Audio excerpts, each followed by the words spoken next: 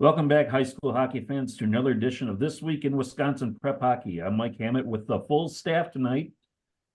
Berg 1, Berg 2, and Del Scanlon, and you got a guest tonight, Matt Carey. Welcome along, Matt. Well, thank you. Happy to join. I guess we're going to preview regionals here, starting the show, and let's just dive right in. Section 1 in D2.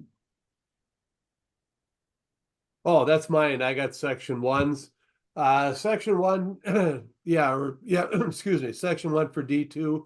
There's kind of a drop off. Well, actually, there's a couple of different levels. New Richmond and Amory are hands down the top two teams there. The Hayward and Rice Lake come in the next wave, and then Whistle Flag, Spooner, Medford, and Chequamegon round out the field. But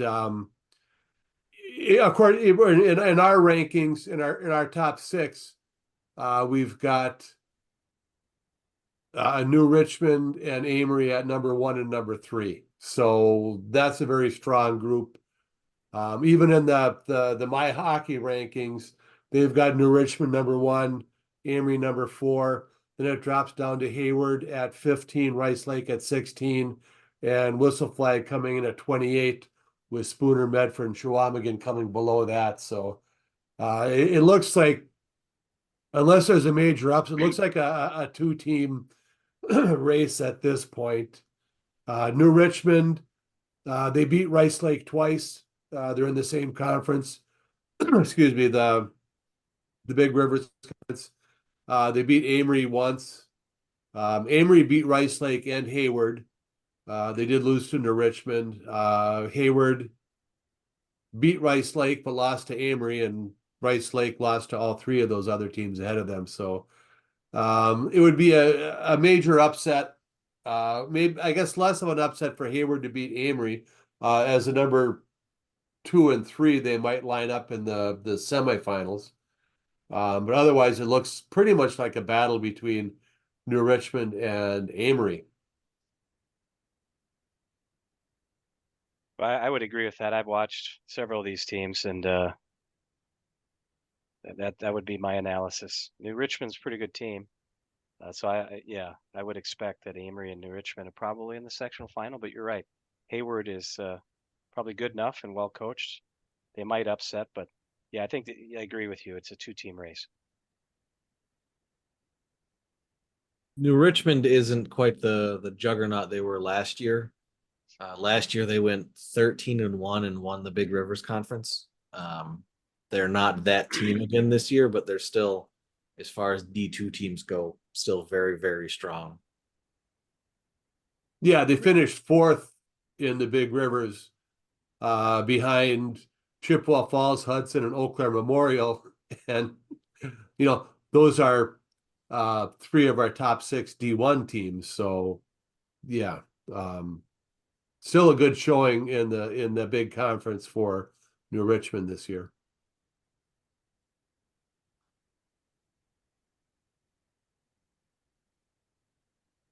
Yeah, New Richmond. I'm figuring New Richmond and Amory. I agree. It's going to should be those two matching up for the final. But you still got to play all the games. But I mean, they got to be the favorites, no doubt. Richmond's good at forward this year. I'm not even sure if there was a drop off really from last year to this year. But last year they had what they lost is a couple seniors, a defenseman who was really, really good, and a really good goaltender. So that's what they've lacked this year, because they lost 2 really good seniors. But forward wise, they're good. They still I know the defenseman you talked about. I can't remember his name, but he was number 2. Yeah, because like when I took pictures, he was in like every picture because he was everywhere. But they got catcher Langness back. He's good. So they do a lot of scoring. The defenseman you're thinking of is Easton Schmidt, and he was indeed yes, good. He was good.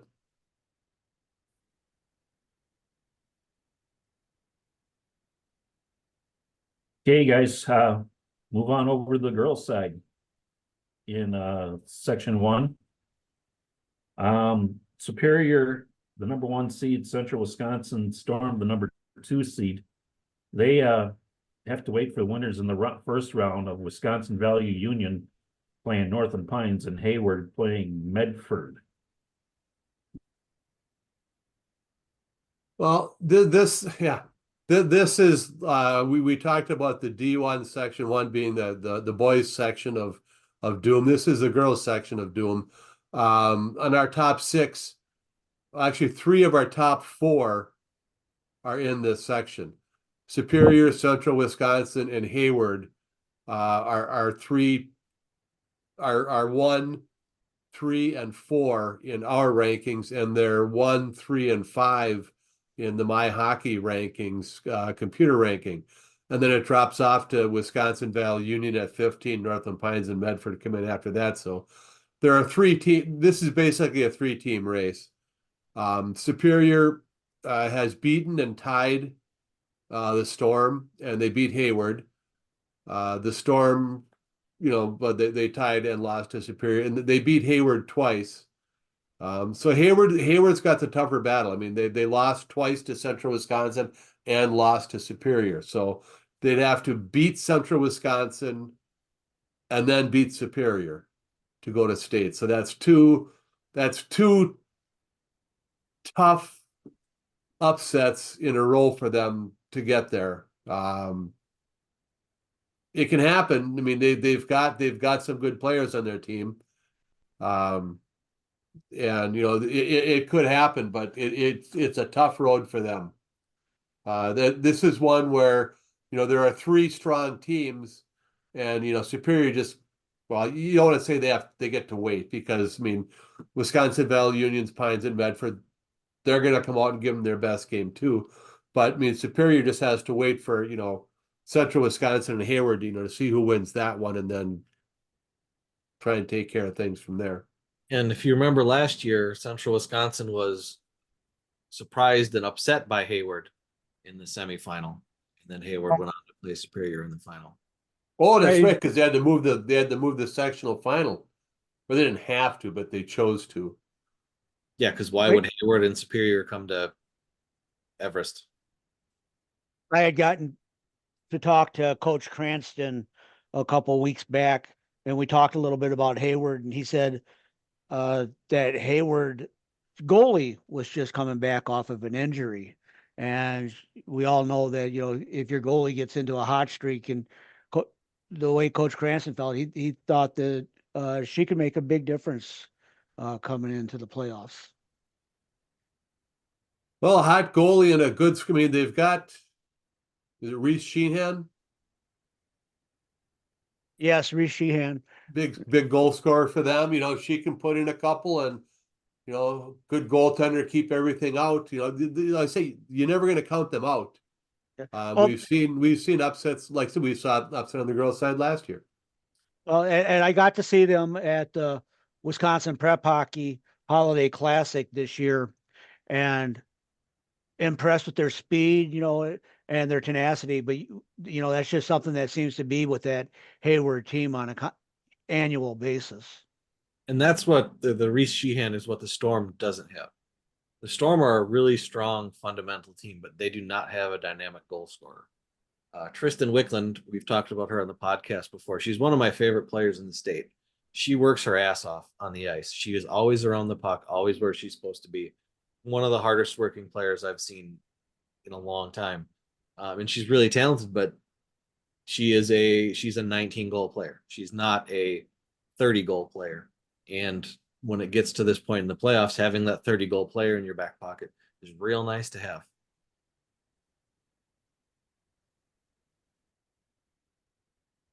Okay. Division 1 on the boys' side. All right, I got a whole Football. page full of notes here, but we'll let Matt go first on this one, because Okay. he's deeply invested in Division 1, Section 1. Oh, well, Ooh. thank you. Go get it, man. Yeah, you bet. So section 1, if I had to do an overview, I'd say this section, you've got the top 4, then the next 3, and then the rest. And really seeds 1, 2, 3, and 4, it wouldn't be surprising if any one of those 4 teams actually comes out wins the section. I mean, they're all legit. The next three, you know, Superior at 5, Wausau West at 6, and Rapids. Those are dangerous teams. And if I look at the matchups here, and I've talked about this with you guys, with Bill, that it wouldn't be surprising if one of those seeds, 5, 6, or 7, upset someone. But I just don't think that they would have the ability, because this section's so good, to win 3 consecutive games. But yeah, this is a tough section. The other thing about this section is it's loaded with D. I mean, you've got Marthaler and Superior, Thorpe and Chippewa Falls, and then the Memorial, the two D there, the dynamic duo of Madsen and Burns. So it's unique because you've got these really elite defensemen that can control a game. But I wouldn't be able to pick who would win this. I would say that those top 4, it'll be one of those 4. But I also wouldn't be surprised if in you know, a quarterfinal or semifinal, one of those, the 5, 6, or 7, upset someone. What do you think, Bill? Yeah, it's like you said, even in the computer rankings, Chippewa Falls is 1, Memorial 2, Spash 5, and Hudson 6. Then it does drop off to Superior at 15, Rapids at 17, and West at 18. They're all kind of bunched together. Eau Claire North, you know, is down at 33, and everybody else is below that. But like you said, the group of 4, and then the next group of 3. You look at how they did head to head. I mean, Chippewa Falls, I mean, they're the number 1 seed because, I mean, they beat Hudson twice, they beat Oakland Memorial twice, they beat Wausau West and Superior. They did lose to Spash. Yeah. Spash beat West twice, beat Chippewa Falls, but lost to Eau Claire Memorial. You know, so I mean, Spash was doing well. They were on a roll until we put them at number 1. Then they kind of struggled after that. So I don't know what's going on there. Hudson, you know, they lost to Chippewa Falls. They beat Eau Claire Memorial twice. They beat West. They beat Superior. So Eau Claire Memorial, I saw at the beginning of the season. I thought they were just outstanding at the beginning of the season. They kind of went into a funk, but then they seemed to get it back again later. Although, you know, they lost to Chippewa Falls twice, they lost to Hudson twice, but they beat Spash and Wausau West. So Their losses are close, though. I mean, that yeah, the most all the recent games have been close. We Yeah, I mean, we it's saw overtime. Hudson. Well, like if the things go as we think, you know, Hudson could play Wausau West. And Bill and I, we saw Wausau West take on Hudson at home, and Hudson scored on their first shot on goal, and then got a goal. They got a goal late in the third period, but other than that, I mean, it was really a good game. Hudson outshot him by quite a bit, I think. It was a good game for in terms of like the score, but I don't know that I ever felt like West was really in it. They couldn't break out. They couldn't break out and hold the Hudson zone. But I mean, a little bit quicker on their passes, and they're right back in there. They were just waiting a little too long. Yeah, I think Hudson outshot him by quite a bit, but West had West. I think West played actually 4 different goaltenders this year.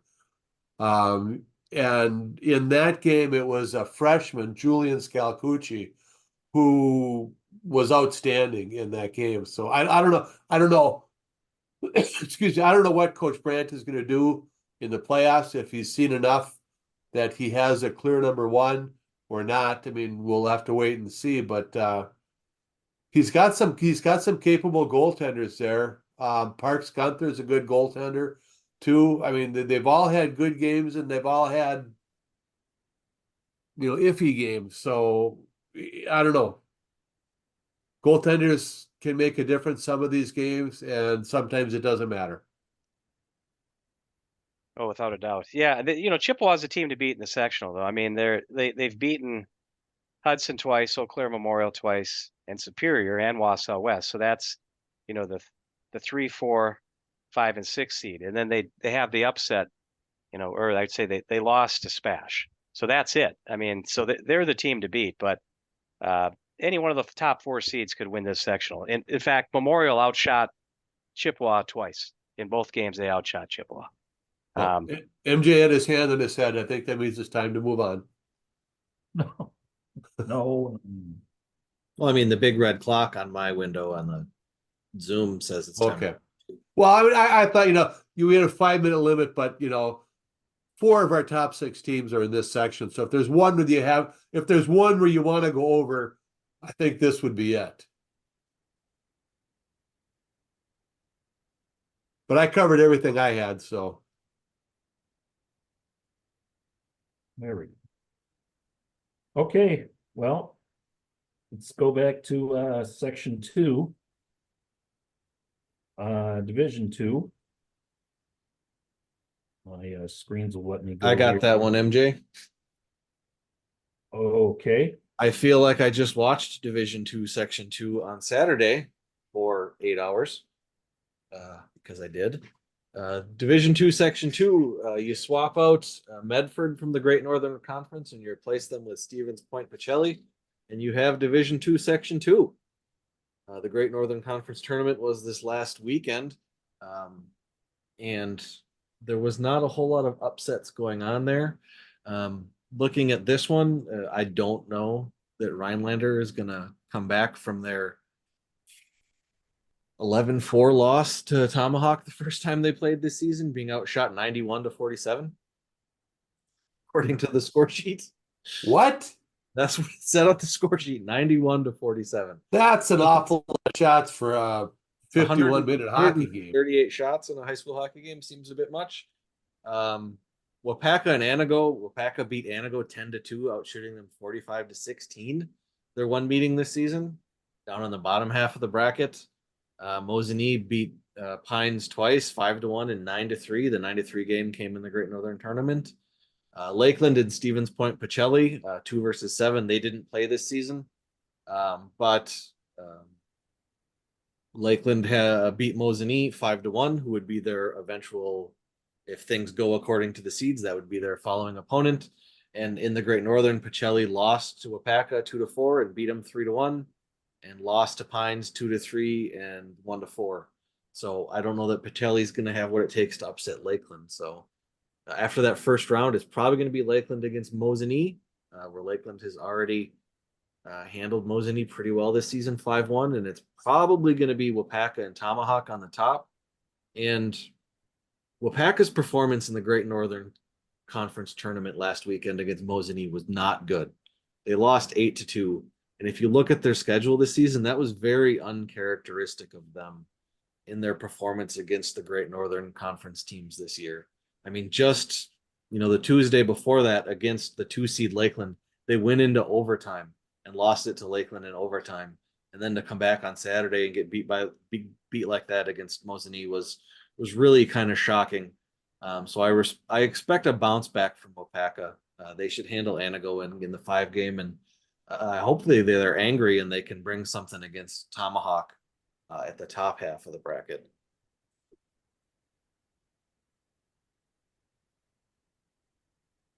Yeah, I know. We've had in our top 6, we've had Tomahawk and Lakeland kind of moving in and out of the top 6. One week it would be one of them, the other week it would be the other one. But right now, neither one of them is in the top 6. But I know it's been them, and Mosinee has always been close behind too. And I don't want to, high school athletics, you don't want to say somebody's window is closing, but if you look at the Great Northern Conference, all conference teams, and you look at Mosinee's roster, they have a lot of seniors on their team this year, and they had a shot at state last year. I think if they want another shot, they needed to do it this year because it might be a while. Well, yeah, I mean, we do a top 6, and if you look at I like computer rankings because basically what you're doing is you're comparing similar games against common opponents. And like I said, we had Tomahawk and Lakeland kind of moving in and out of our out of our top 6. Well, right now in the computer rankings, Tomahawk is 7 and Lakeland is 8. And Mosinee not far behind at 10. So, I mean, even the computer rankings, say those 3, it's kind of a toss-up. I heard while we were sitting, waiting, we were watching the Anago Rhinelander game. I did hear a Lakeland player talking to one of his teammates, telling him how Eli Kassler was the best hockey player in the state. Anago leading scorer, Eli Kassler. I believe he's the state's leading scorer.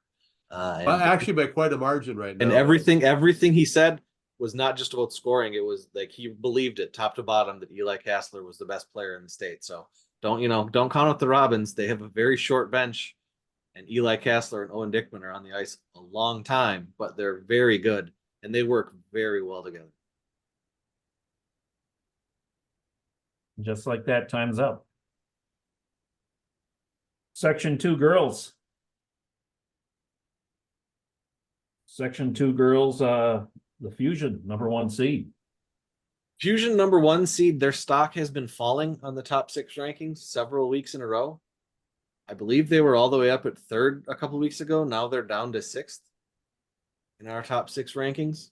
That said, I think, we talked about some of the other sections, like 1, 2, 3 are like really good and then it drops off. And this one, I think 1 is really good. 2 and 3 are both good. And then 4, 5, and 6, 4, 5, 6, and 7 are going to have a really long road if they want to get there. Hudson is a really, really strong team that cannot score goals. Hudson on the season is scoring 2.17 goals per game. How many are they giving up? It's less than that. They have Kat Donna there in net, and they have a strong defensive team. Avery Martin is an excellent hockey player, but they just don't. 2.1. It's really hard to win a lot of hockey games when you're scoring 2.17 goals per game. You have to hold your team to 1 or nothing, and that's incredibly hard to do. Western Wisconsin, conversely to St. Croix Valley, their stock's been rising the last several weeks. They weren't anywhere near our top 6 for the first half of the season, and they've been getting consistent votes the last several weeks. So their stock is rising while St. Croix is falling, and that could make for an interesting matchup if those two make it through. But Hudson, the defensive team, if you're looking for somebody to win 1-0 or 2-1 in overtime, that would be Hudson's path to state if they want to go. And I'm always personally cheering for Hudson as they are not. Well, look again. I'll go back to my computer rankings as I like to do. They have St. Croix Valley at #4 in the state. Hudson at #7. Oh, I mean, sorry, Western Wisconsin at #6 and Hudson at #7. So it's not quite the section of doom like section 1 had Superior, Central Wisconsin, and Hayward, but they're right behind them with 4, 6, and 7. So it's still a very strong section in terms of the state. And I mean, let's face it, girls hockey in Wisconsin is there's a pretty clear divide between the top tier and the lower tier, and the top tier tend to face each other a lot. They go to tournaments that they're all in, and so these teams do get to see each other. This wasn't my sectional to preview, so I don't know how these teams did head to head. St. Croix Valley beat Hudson 3-2 and 3-1. And then Western Wisconsin and Hudson played 2 overtime games, I believe. Where did my list go? Hudson won both of those games 3-2 in overtime. Yeah. So again, this a slight nod to St. Croix Valley. They have one of the best players in the state on their team. And St. Croix Valley and Western Wisconsin split.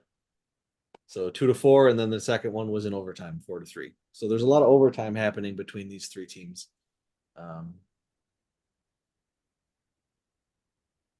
So should we just come out and say it's all up to Kat Donna right now?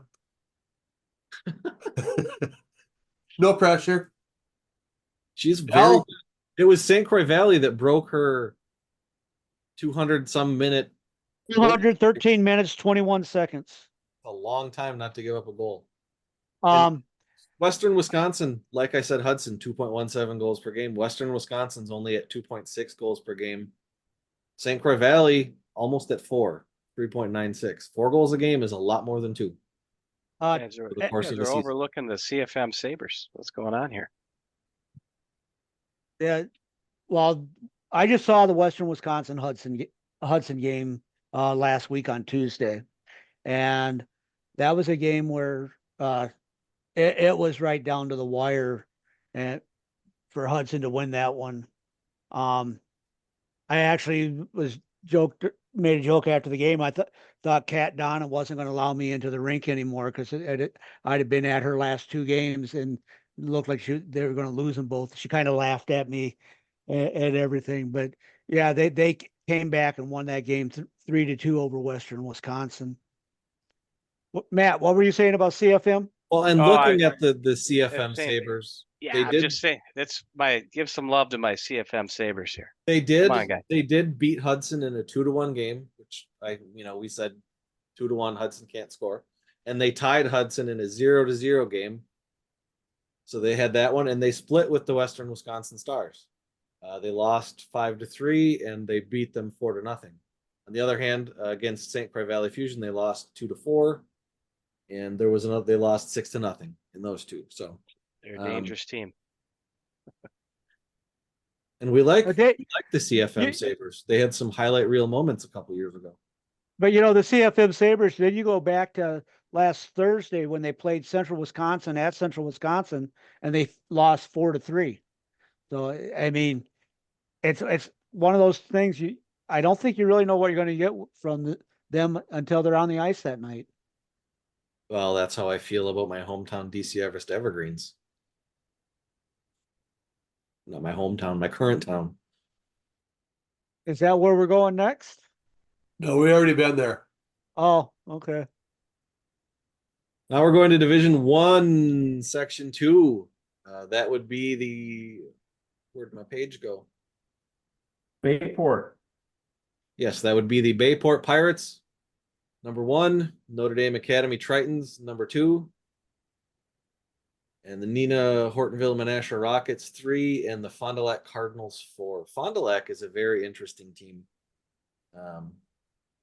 because they've played some very strong teams very well and also just gotten it handed to them against some of those same teams the next time they played, or the first time they played, and then they came back the second.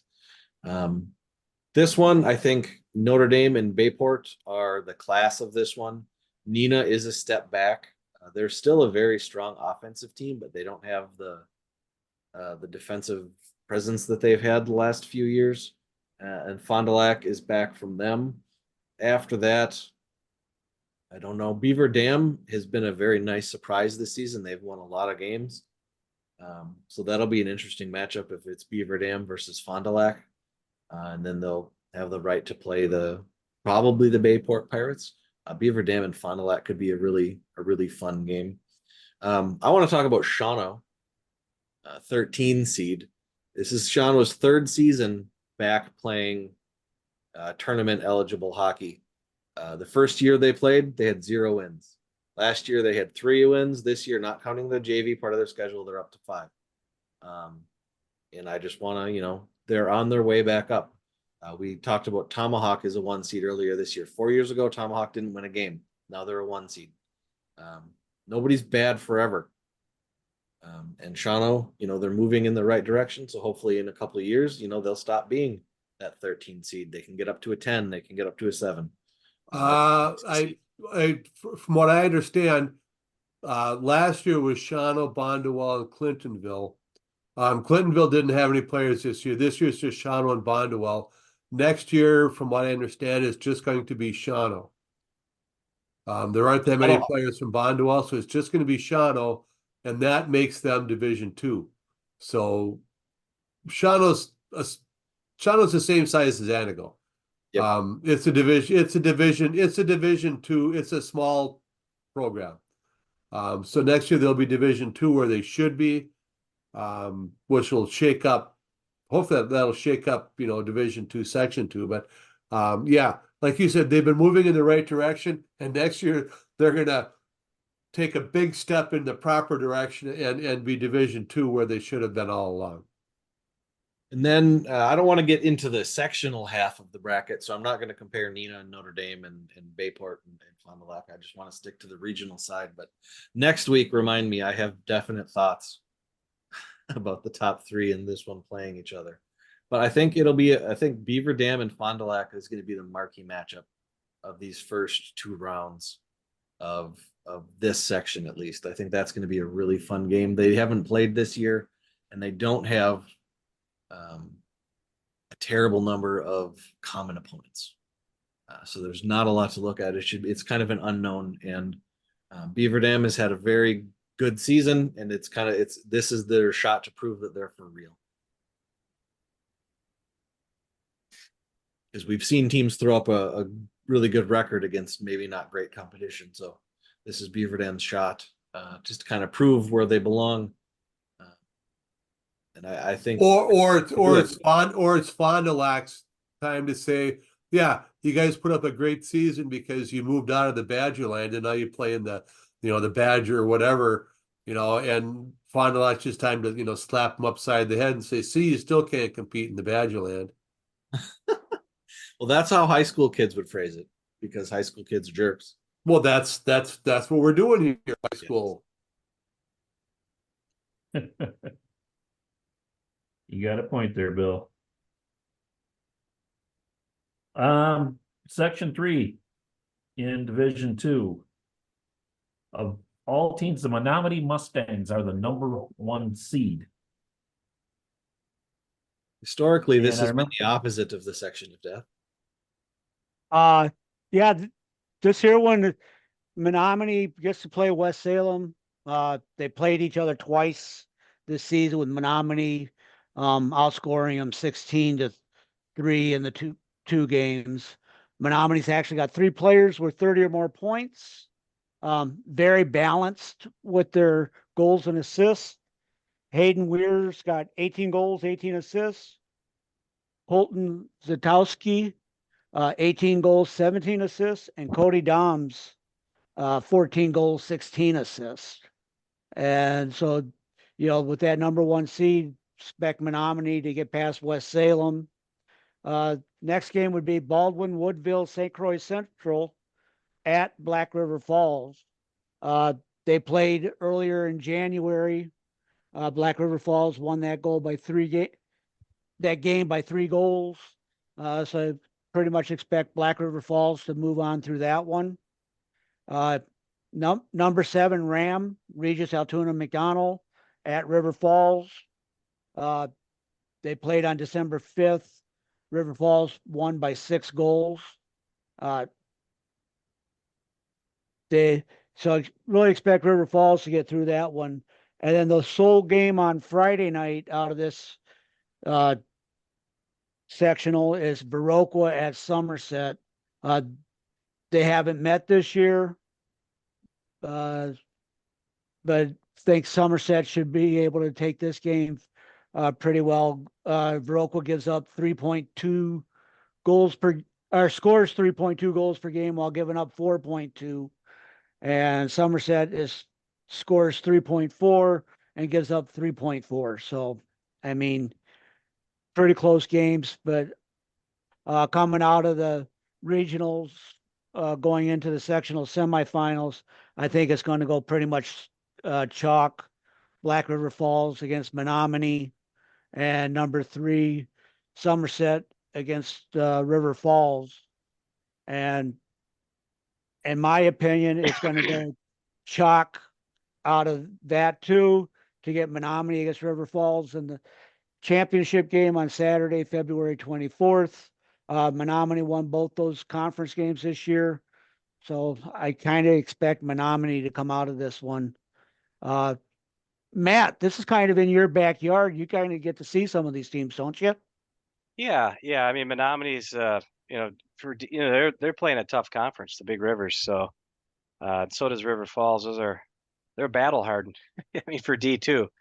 Yeah, I think you hit it here. I just haven't watched Somerset. Somerset's has been well coached, so could they pull an upset here and make it to the final? I don't know. I haven't seen them play, but I wouldn't count out River Falls. That third time's tough to win, that third game.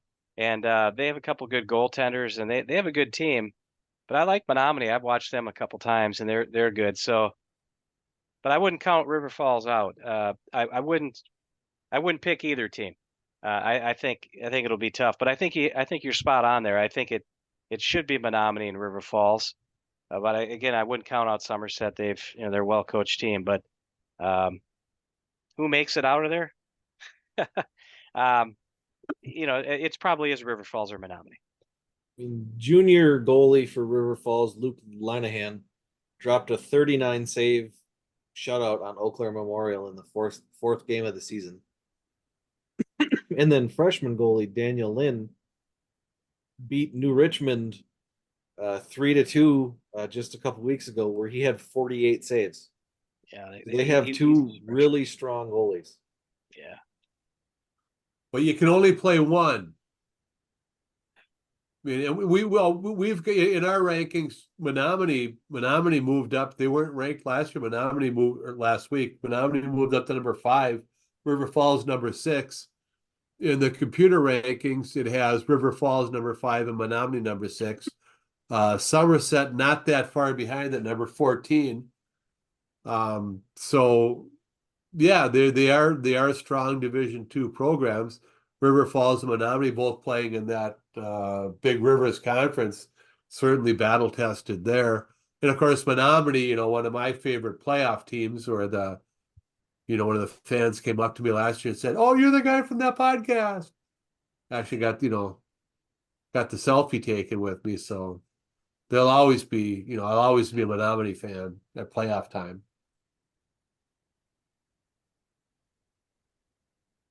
Section 3, girls.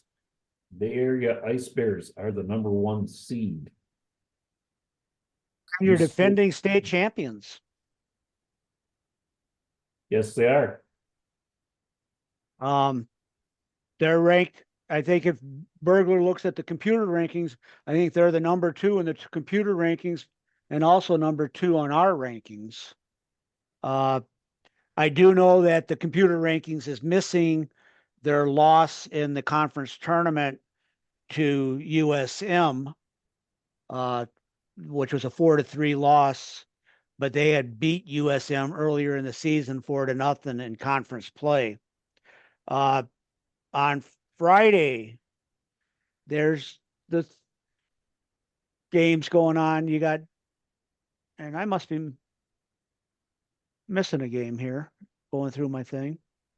Let me pull up my, Friday, number 5, Fox City Stars, and number 4, Lakeshore Lightning. Despite the seedings, they're 5-4. Fox City's won their matchup versus the Lightning 2-1 in double overtime this year. Since they only play one conference game and they use that for their seedings and for the conference tournament, they go ahead and play the double overtime, and the Stars won that. Elizabeth Bowers, strong goalie for the Lightning. I got to see her play against the Storm this past Saturday in their game against Fox City. She was able to stop 62 of 64 shots. And the biggest surprise in that game was that Fox City's outshot them 64-27 in that game. Jillian Billsborough is the leading scorer for Lakeshore. She's got with 40 points, 31 goals, 9 assists. And the Stars got 3 players with double-digit goals. Malaya Streck, Evie Mersau, and Margaret Thomas. I actually kind of look for the upset in this one. And if you call a 5 over a 4 an upset, but I'm thinking Fox City Stars can pull that one out. The next game on the list is Arrowhead against the Warbirds. They just played recently, and Arrowhead won that game 8-2. So, you know, Arrowhead has a tendency to put a lot of shots on net. I noticed that in the game that I covered of theirs. It wasn't against one of their stronger opponents, but they put a lot of shots on goal and have a nice tendency at crashing the net. Fond du Lac, I got to see earlier this year also. I'm actually looking for the Warbirds to come out of this one on top. And then we have the Brookfield Glacier at the number 2 USM Wildcats. Glacier are a team that I think are going to go as far as their goaltender can take them, and that's Macy Blooming. We've heard her name a bit over the past few years. She stopped 37 of 39 shots in their game against USM earlier this year. USM's got Molly Jackson net, and when you look at their save percentages between the two goalies, you're looking at 933 for Macy Blooming and 931 for Molly Jex. The problem for both these teams is they don't either one score a lot. Brookfield averages 2.8 goals a game. They give up 2.8. USM gets 2.5 goals a game, but they're only allowing 1.75 goals per game. So this is one that is going to come back onto the goaltenders. Macy's going to have to deal with Charlotte Featherston, and MJ's gotten to see her play this year too, where she scored the only goal in one of their wins. So moving on to the sectional semifinals, I expect it to be the Stars against Bay Area and the Warbirds against USM. Bay Area's, got 5 losses this season, and the only one that was greater than a 1-goal loss was to Minnesota's Gentry Academy. Look, I'm actually calling for it to be a number 1 against number 2 in the sectional final there. Well, that's a pretty bold prediction.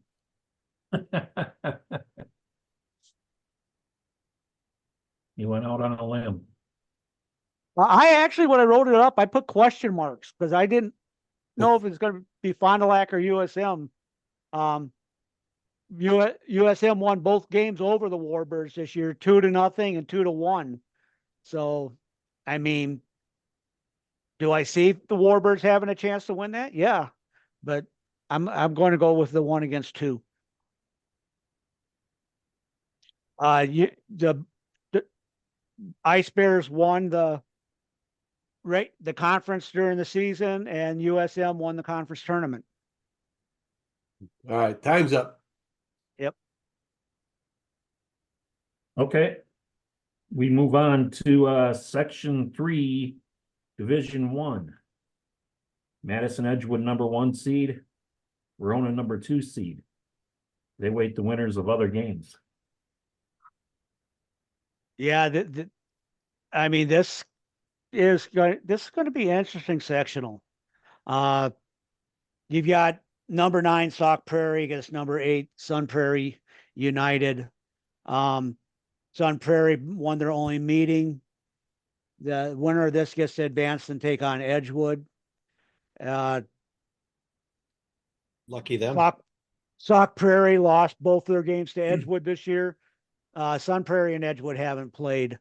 I think the hardest part on this one is when it comes to scoring goals.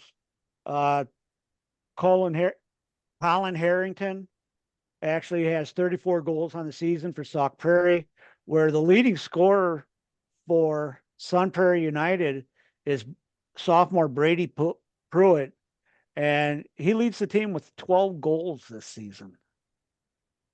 And, that's just, a lot of pressure going to be on players trying to put goals in the net in that one. Next game is number 12, RWD at number 5, Madison Memorial.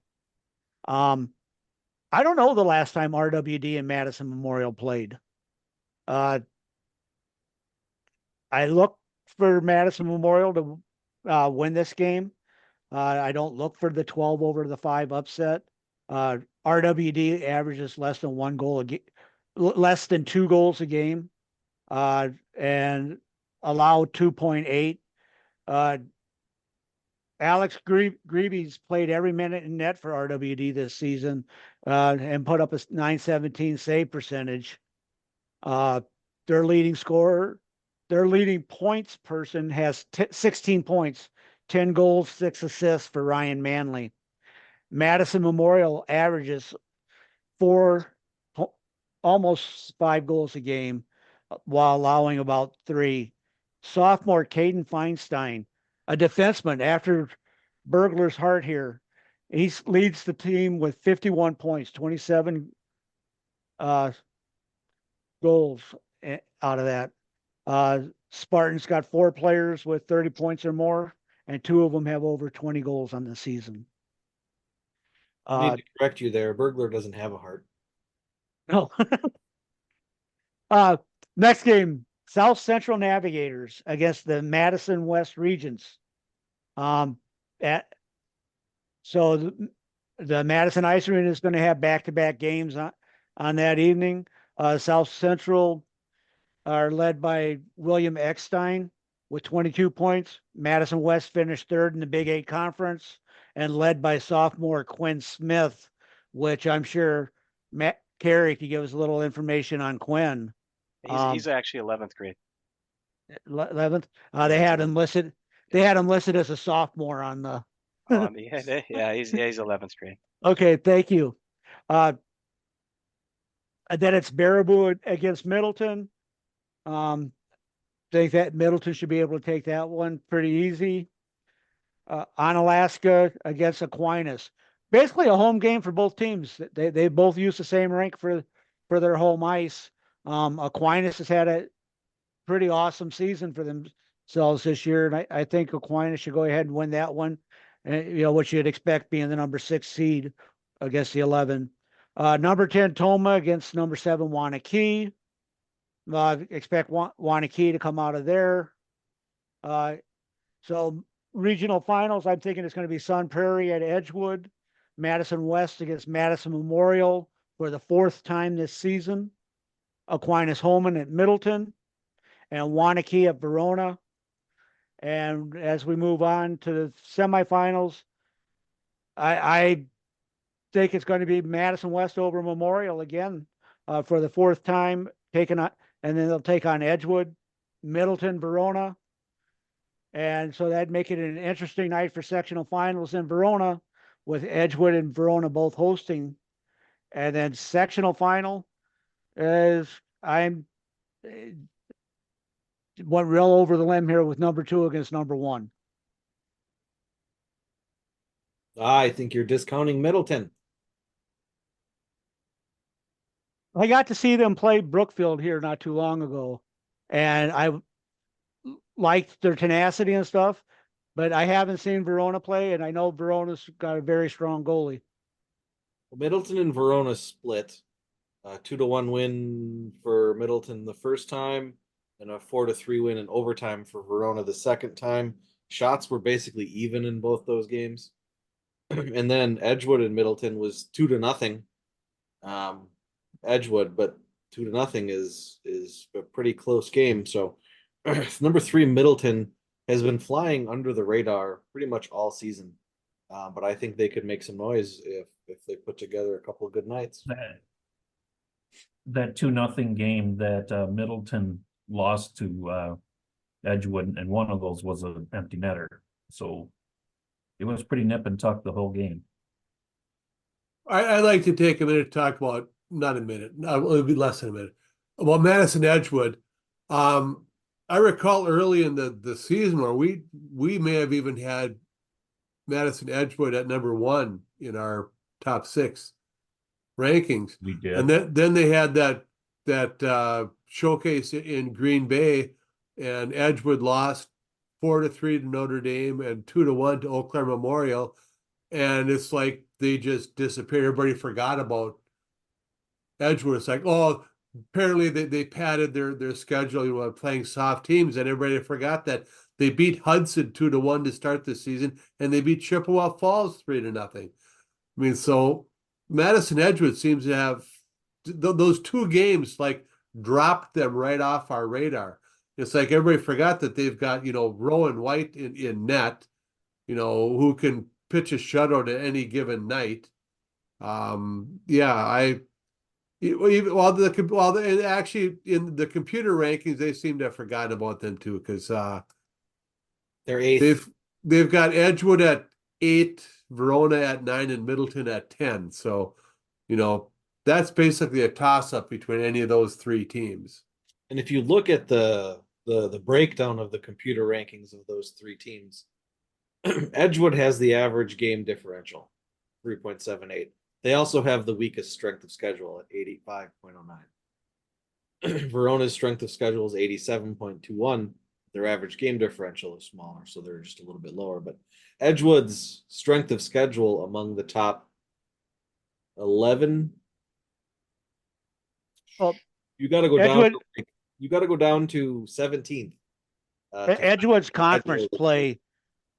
Edgewood's conference play really affects that strength of schedule.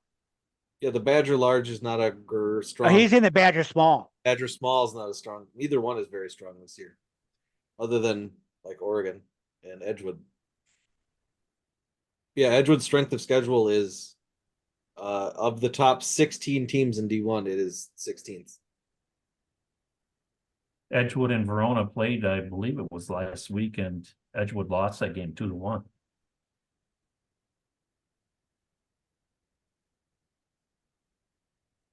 Oh, we're way over on this one. But what's that? We're way over on this one. Time to move Yeah, on. but this is the Madison sectional. It's the most important one. According to Everybody in Madison. oh, I don't want to pull up. I don't want to pull up our readership statistics, but the Madison section is the most important one. Okay, where are we going next? Hey, MJ, Probably section Yeah. 4. I can't hear you, Del. we're going to you, MJ. Section What? 4, Section 4, D2, MJ. I found it. Okay. Section 4, D2. What do we got here? Well, in this one, we have the Oregon Panthers #1 seed. And the #2 seed is Fondy Springs. And well, the Panthers were the state runners up last year. They're starting out with Stoughton, their first game. Waupun will take on Monona Grove. Homestead will play McFarland. And Fond du Lac Springs will play Cedarburg. I guess I'm kind of seeing here, just by what we've seen record-wise, is I would expect the top 4 seeds in this to all advance. I'd be surprised if they didn't. Well, I McFarland looked very a strong little, goaltender. I looked a little Monona bit at Grove. it. Monona Grove, how are they? How they're 5. How have they played Waupun? Well, I looked a little bit at this one, because MJ didn't have a chance to. And like Oregon, who's the #1 seed, did not play the #2, 3, or 4 seed. They did not play them at all this season. They did beat Monona Grove twice. Springs, who's #2 seed, did beat Waupun and Homestead. Homestead beat Waupun but lost to Springs.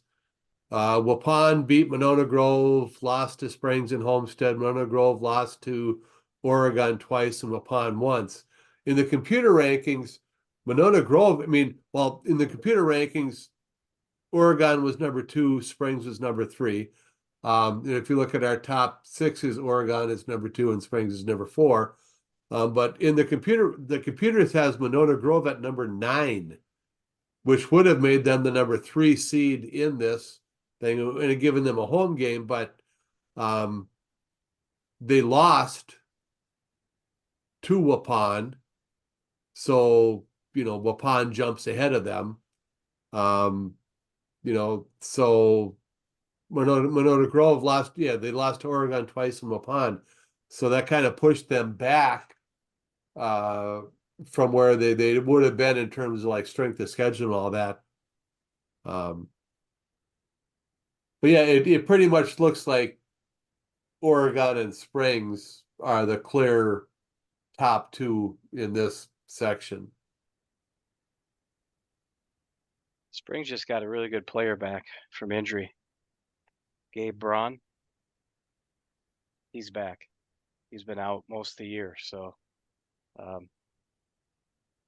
he and Westergaard, that's a good tandem there at forward. So yeah, that's gonna be a tough game. Oregon, though, I mean, they got the goal scorer and then the goaltender. Jakey? Yeah, Jakey. But mean I would, Jakey? yes, Springs getting that Gabe Braun back, and they have a good defenseman too. So they got some nice players. I know a lot of people probably penciled Oregon in, but I wouldn't count Springs out. No, well, yeah, I mean, Springs, I mean, they lost to Oregon 1-0 in the sectional finals last year. Yeah. And their team has gotten, they started a little shaky, but they've gotten stronger as this season has gone on. We saw them just manhandle Fond du Lac in the Badger Conference championship game just a week and a half ago. They were just outstanding. Armani Fisher, it's just like he I think I even mentioned this last week during our game summary that he felt it as a personal aside that Schober, the goaltender for Fond du Lac, was the conference player of the year. So Fisher, had to put 3 goals on him in that game just to prove that, no, I'm the best player in the conference. So yeah, Springs has got a good team again this year. They started a little slow, but they've really come on strong.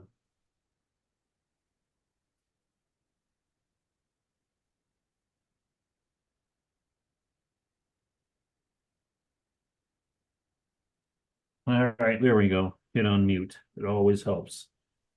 Section 4, girls. Rat County Fury, number 1 seed. Followed by the Metro Lynx at 2, Beaver Dam 3, Badger Lightning 4. And this, look at this. This is a 7-team sectional. You don't see a 7-team section very often. Well, this is basically the Badger Conference. Yeah, pretty much. You know what, though? Looking at this, and everybody would say probably it's a 2-horse race, and it probably is. But I'll tell you what, there was a big statement made by the Metro Lynx last week, knocking off Rock County. Earlier this year, Rock County knocked off the Metro Lynx. The Metro Lynx came back and returned the favor, stopping Rock County from going undefeated in conference. I don't put anything past the Metro Lynx to get out of this. Well, I mean, both games were 3-2 in overtime. In the first, the Metro Lynx outshot Rock County 45-25. And in the second, it was 58-22. So, I mean, it was the Jillian Traver show both nights for Rock County. And I kind of think that I think Rock County is a good team, but I think Jillian Traver makes up for a lot of deficiencies when it comes to them being a number 1 seed. So, MJ, just real quick, you're saying you don't see 7 seeds very often. Well, 3 of the girl or 7-seeded sections three of the girl sectionals are 7 seeds and one is a 6 team sectional. You had to correct me, didn't you? Yep. We know how much you like math. Yeah, guys, I mean, I'm looking at the 1 versus 2 in this one because I really don't see anybody who's gonna make maybe Well, Beaver Dam could make. Beaver Dam did split their 2 games with the Lynx. And that's your Okay. number 2 and number 3. So, those two have to play each other to get to the Fury. So, and they did split this year. So I wouldn't cut up Beaver Dam quite yet. And even Beaver Dam's second game with the Fury, they only lost 2-0, which is, Yeah. wasn't that long ago. Which is it's a close, good game. With a lot with the Fury, it's the Glagora girls. They do the bulk of the scoring.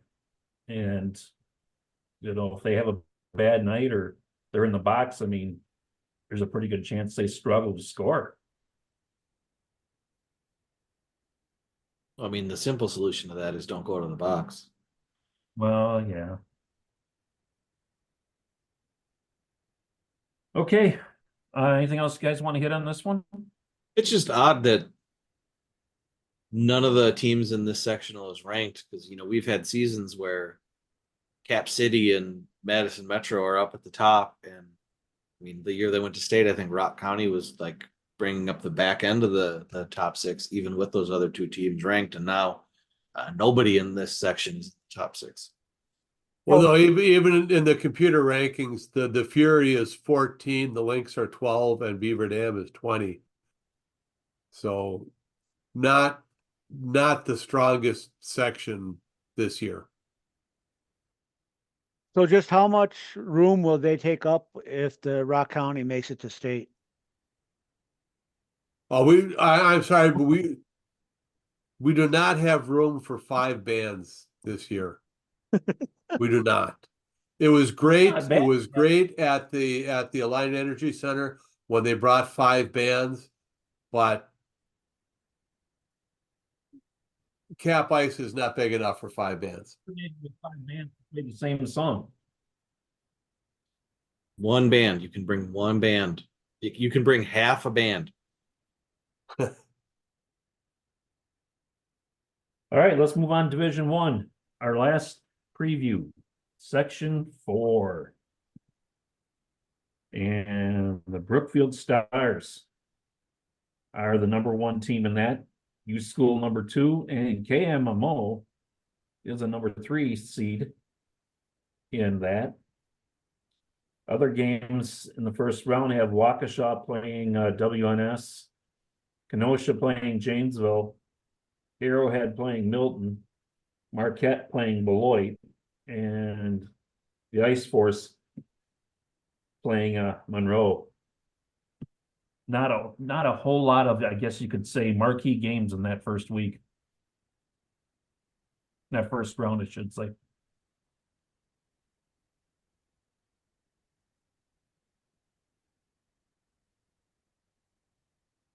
Well, this is one where this one kind of confounded the computer rankings.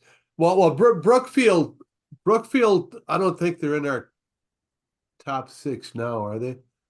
They had been up there in the top 6 for quite a while, but then they ran into some tough times, and even the computer right now has them at number 7, University School at number 14, and then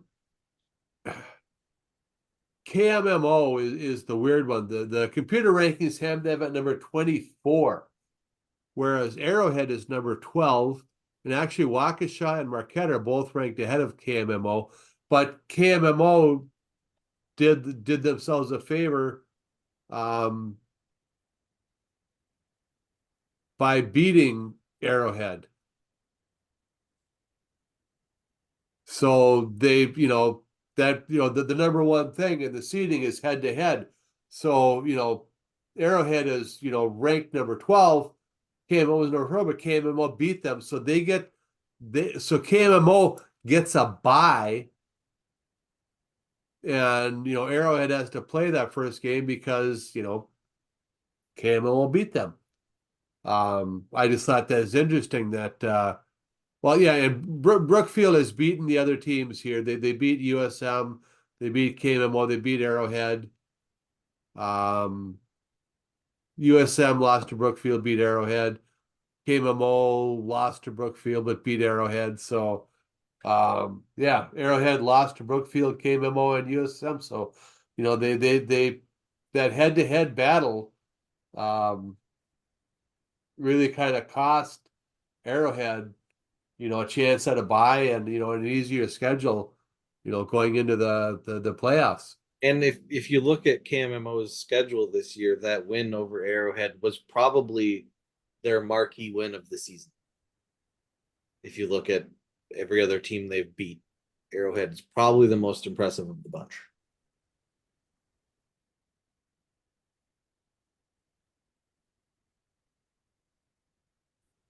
I look in the sectional and I see Brookfield, I see U School, and I just have a hard time wrapping my arms around any of the other teams in this sectional. I mean, remember this sectional used to be really strong. Janesville would be, like a 4 or 5 seed, and Waukesha would be like a 1 or a 2. And it's not that way anymore. Well, I don't remember when the section was very strong because I'm from the north.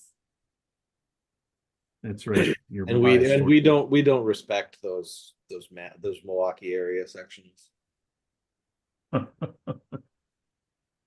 Well, Brookfield has a top line. They could put the puck in the net. University School, and I've watched them play. And they've had a tough schedule, and down the stretch they've done pretty good. They're going to be a tough out. Arrowhead's top line is really good too. Yeah, I haven't watched them play. McKenna, Merrick, and Hansen, 78, 63, 62 points. Well, I was going to say we can't talk we can't talk about Arrowhead without mentioning Jack McKenna. Because as being from Anago, we claim him. Yes, we do. His dad, Mike McKenna. We all remember watching him play in high school. So Son of Gino McKenna, our favorite beer distributor. And that's really what's important when you're in Anago, because there's not much else. Well, I one last time to mention it. The top 3 scorers in the state this year: Eli Kasser from Anago, Jack McKenna, whose dad was from Anago, Owen Dickman from Anago. So, just had to get that in one last time. Red Robin connection. That'll make up for them getting bounced in the first round. There you go. I'm tempted to go see that game in Wapaka on Thursday. Well, guys, look at that. Our time's up on our previews. Should we hit the rest of the show? Yeah, let's do the rest. Okay. Turn off the timer. Brookfield taking on the Cooley Region Chill. Del? The Cooley Region Cyclones hosted Brookfield. Hosted. The Chill were a junior team. Yeah, I don't think that would be a very entertaining game. I knew it was something with a C. Go ahead, Del. It was senior night that night on Friday evening in West Salem at the Panther Den, and Cooley Region celebrated their senior, number 26, Celia Mitchell, and their lone senior. And so it was one of the more interesting senior nights that I attended this past week. They introduced her to start the game. Between the first and second periods, they played videos where people talked about her. And then between the second and third period, they played a slideshow with music behind it. But in between all that, we actually had a hockey game going on. And Cooley Region scored in the first period on a power play goal to take a 1-0 lead at the end of the first period. But then the second period belonged to the Glacier as they scored a little over 2 minutes in, and then at 5:46, and led 2-1 at the end of 2 periods, and then put together another 2 goals in the fourth period to end up winning the game 4-1. I'd kind of gone to this game thinking I would see Macy Blooming in net for the Glacier, and I didn't. She was playing defense, but she did end up with an assist or 2 assists during the game. And overall, it was a nice competitive game. Cooley Region had their chances, but the goaltender for the Glacier was, and I'm going to probably butcher her name, Ava Bonnet. She had 16 saves on 17 shots. Very good game. It was the first time I got to see either one of these two teams play this season, but was glad to be able to get in there and have it as our game of the week.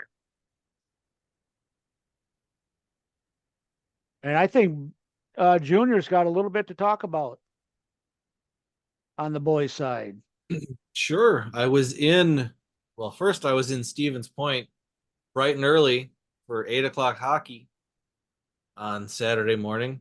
And then after 4 hours of that, I passed the kids off on my sister and went up to Mosinee and caught the last 2.5 games of the Great Northern Conference tournament.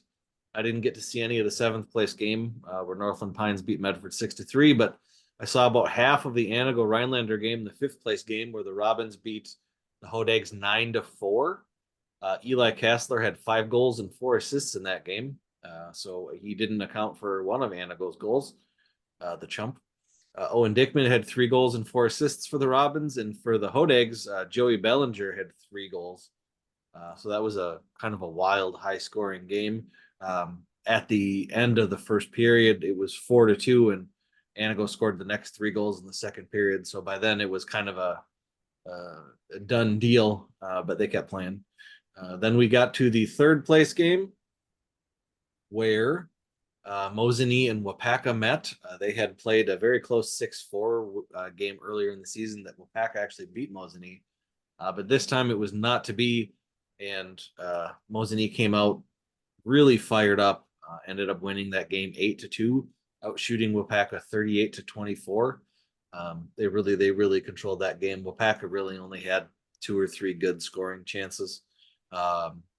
Adam Mace and I believe his brother Ryan Mace had the 2 goals for Wapaka, but on the Mosinee end, it was just too much for last year's, I believe, Great Northern Conference Player of the Year, Grant Kuklinski. He had 2 goals and 2 assists. Gavin Obremski had 2 goals and an assist. Elliot Yurkowski had a goal and 3 assists. It was just too much Mosinee in that one. Then we moved to the championship game, and we were getting cold, and it was getting late, and it was 0-0 for a very long time, until 1:42 were left on the clock when someone finally scored a goal. Gray Wagner, excellent forward for Lakeland. Lakeland managed to get behind the defense and come in alone on the goalie, and I don't think he scored the initial shot, but his followed his rebound and knocked it in to give them a 1-0 lead. And then they added an empty netter a couple seconds later. That was a really good hockey game. Tomahawk sort of shot themselves in the foot early in the first period. Leading goal scorer Jonah Dickens took a 5-minute major with a 10-minute misconduct for checking from behind. So he missed the remainder of the first period and maybe the first minute and a half of the second period. We were watching the game. We were near the Tomahawk bench, and their coach is yelling, "Ice it, ice it, ice it," like 2 minutes into the second period. And my cameraman Brett's like, "Why is he telling them to ice it? They're doing just fine." And I'm like, "Because he wants his leading scorer back, and right now he's trapped on the bench and his misconduct has expired." But it didn't matter. Lakeland was just very tenacious on defense in this one. All of Tomahawk's shots were on the outside, really couldn't get anything inside. And Lakeland ended Tomahawk's unbeaten run in the Great Northern Conference. They were 7-0 during the regular portion of the season, and then 2-0 through the tournament, and then they finally lost in the conference championship game. Kind of the same thing that happened to Lakeland last year, I believe. Lakeland ran the table and then they lost the conference championship game to Mosinee. So that's what happened at the Great Northern Conference tournament. There was talk can that imagine next year, 0-0. there was talk, we'll see what happens, that next year they were going to try and pack the conference travel schedule for the Great Northern Conference into like December and see if they can't play the conference tournament easier so that it's not right up against the sectional, given that they are the sectional. It's kind of boring playing the same tournament 2 weeks in a row. Well, there's a very good chance that next year they won't be the sectional.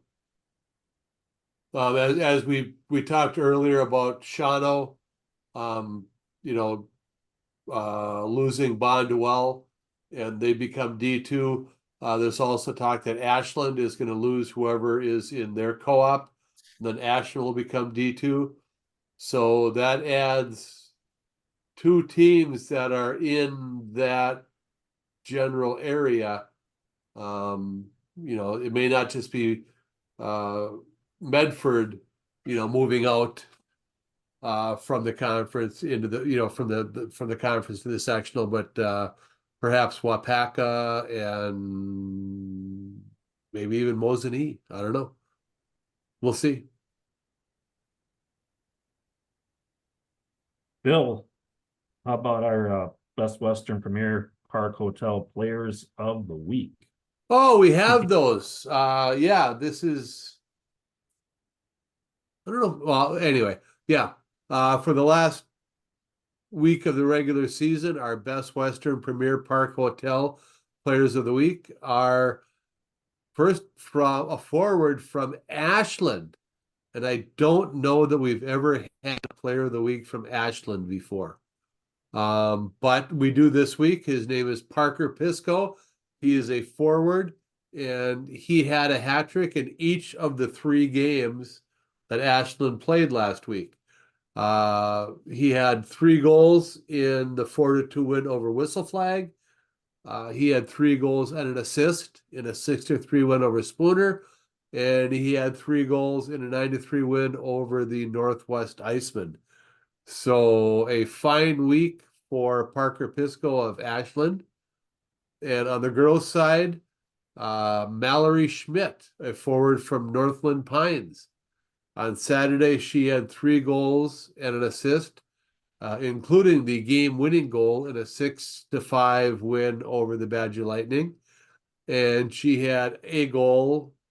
It was the game-winning goal in a 2-1 win over Viroqua. So for 2 game winners in 2 close games, Mallory Schmidt from Northland Pines is our girls' Premier Park, Best Western Premier Park Hotel Player of the Week. And of course, the Best Western Premier Park Hotel right downtown in Madison is the state tournament headquarters of Wisconsin Prep Hockey.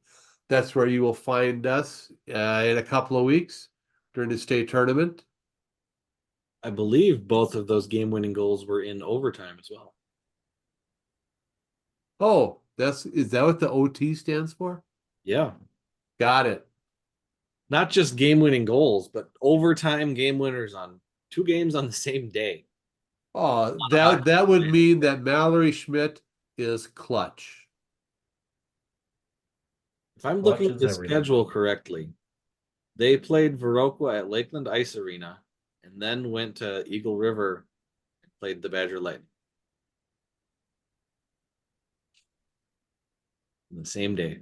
It did have both those going. They were both, both on the 10th. That's an event. All right, let's move into the top 6. It's the final top 6s of the season because they don't matter anymore. Tournament is starting. So, top 6 is Division 2. That doesn't mean you won't get votes again next week. Say what? Doesn't mean you won't get votes next week, because somebody will send in their top 6 and. Yeah, but I'm not going to pull up the Google form and even look. Right. That's my Well, point. I suppose I'll have to look to see if anybody submits a Player of the Week. Okay. Division 2, number 1, New Richmond, 2, Oregon, 3, Amory, 5, St. Mary's Springs, 4, St. Mary's Springs. That's all the same. Menominee moves into the 5th spot. They were not ranked last week. River Falls is still 6th. Menominee beat River Falls this week. Also receiving votes were Lakeland, Monona Grove, and Tomahawk. For the girls, Superior is still number 1. Bay Area moves up to number 2. Central Wisconsin drops down to number 3. Hayward moves up to 4th. University School moves up to 5th, and St. Croix Valley drops down all the way from 4th to 6th. And then in Division 1, it is the same as last week. Chippewa Falls 1, Spash 2, Eau Claire Memorial 3, Bayport 4, Madison Edgewood 5, Hudson 6. Also receiving votes from Division 1 were Brookfield, Notre Dame Academy, and Verona. And we don't have games of the week this week See, because there's it's a that. tournament. They're all games of the week. Do we do players of the week this week, or do we just do them for the whole through the section at the end of the sectionals? I believe last season we did players of the week we did the whole sectional That's what I was thinking. because there's too many teams. Division 2 and the girls are only going to play one game this week. Division 1, you have some teams that'll play 2 games, but Division 2 and the girls will only play 1 game this week. Now you look there on Division 1, receiving votes, Brookfield, Notre Dame, and Verona. I'm telling you, don't discount Verona. And I'm telling you not to discount Middleton. We're running out of Cardinals, MJ. He did share the Big 8 conference title. There's only 3 Cardinals left. We had 5 a couple years ago. Okay, you had Stevens Point, No, they're the Fond we had Stevens Point, Pacelli. We had Fond du Lac, Chippewa Falls, Sun Prairie, and Middleton. Pacelli is no longer the Cardinals. They're the Pacelli Co-op, and I don't think they have a name. They might have a name, but it's not the Cardinals. Sun Prairie United is not the Cardinals because the other school, Sun Prairie opened their second high school, and they're the Wolves. So together they're just Sun Prairie United. So we're down to 3 Cardinals. why don't it just be groundhogs? My Cardinal Cup Just never going to happen.